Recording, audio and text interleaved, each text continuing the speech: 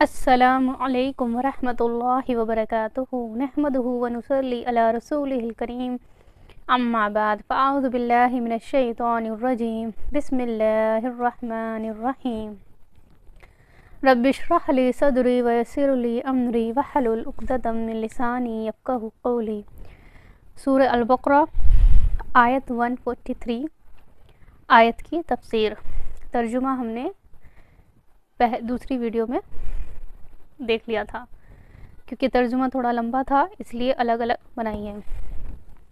तो तर्जुमे के हिसाब से क्या फरमाते हैं अल्लाह ताला कि अल्लाह ताला यहाँ पर उम्मत मोहम्मद सल्लल्लाहु अलैहि वसल्लम की उम्मत को वसतन उम्मत फरमा रहे हैं। यानी वो उम्मत, वसत का मतलब क्या होता है?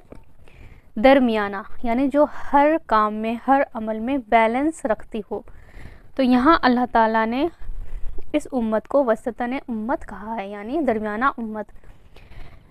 तो यहाँ अल्लाह ताला फरमाते हैं कि हमने आपको उम्मत वसत बनाया ताकि आप दूसरी उम्मतों पर गवाह हो। और हम गवाह कैसे होंगे?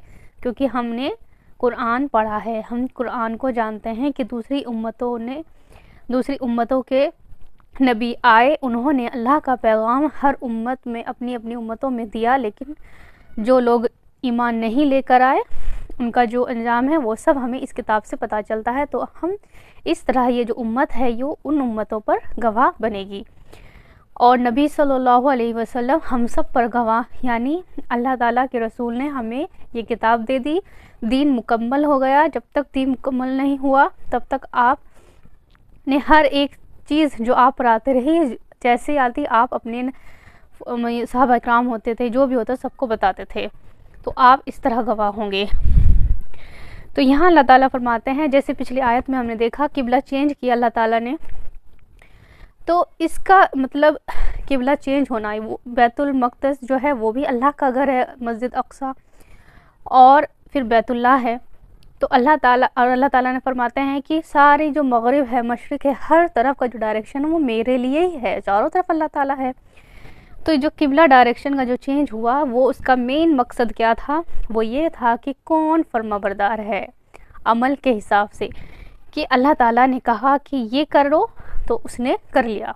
नबी को हुक्म आया, नबी ने जैसे ही हुक्म आया वैसे ही उस चीज़ को कर लिया। तो यहाँ अल्लाह ताला का अल्लाह ताला ने मुसलमानों को टेस्ट किया है कि कौन फर्माबरदार है। तो जिस तरह काबा जो है वो वसत में है, यानी सेंटर ऑफ द अर्थ, जब जो वो है काबा वो सेंटर में है, वो वसत में है, अल्लाह का घर है, सबसे प्यारा घर है अल्लाह ताला का, जहाँ बार बार जाने का दिल करता है हर किसी का जो एक बार चला जाए। उसी तरह अल्लाह ताला ने इस उम्मत को भी वसत बनाया है, यानी चुनी हुई उम्मत। और बेहतरीन, एक जगह कुरान में ही आता है, अल्लाह ताला फरमाते हैं कि तुम वो लोग हो जो बेहतरीन उम्मत में हो। तो इस उम्मत को बेहतरीन इसलिए कहा गया क्योंकि हमारे जो नबी है, नबी सल्लल्लाहु अलैहि वसल्लम, वो बेहतरीन नबी साबित हुए। क्योंकि दूसरी उम्मतों ने हर तरह से अपने रसूलों को परेशान किया, हर तरह से उनसे ज़िद बंदी की, और यहूद जो थे उन्होंने उज़ैर अलैहिस्सलाम को अल्लाह ताला का बेटा बना लिया। यहाँ पर उन्होंने बहुत ज़्यादा गुलू कर लिया, यानी बहुत ज़्यादा दीन में बढ़ गए।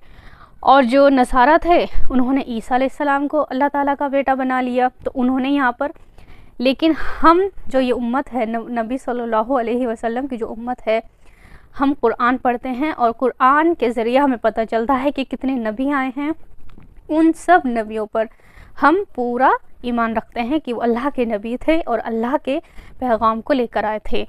और हमारे जो नबी हैं वो नबी सल्लल्लाहु अलैहि वसल्लम, उन पर हमारा पूरा ईमान है। और हम ये कहते हैं कि वो अल्लाह के रसूल हैं, यानी हमने उसमें कोई किसी भी तरह की गुलू नहीं किया, यानी हमने उसमें किसी तरह का भी, हम उसमें हद से ज़्यादा नहीं बढ़े। तो वसत का मतलब ये होता है।